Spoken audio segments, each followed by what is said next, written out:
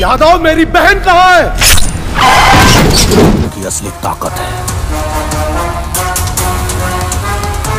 विश्वास। वफादारी के इनाम दे ले भाई, आज रंगदारी के भी इनाम दे।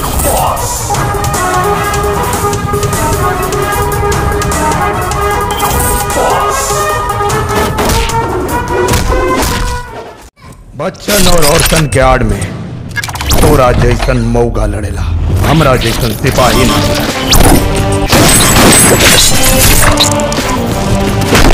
बाकी रोटी तो जमीन के साथ उसका जिगर भी जोत देते। नेताजी और गरम खून के नाश्ता थोड़ा बड़ निकला गया।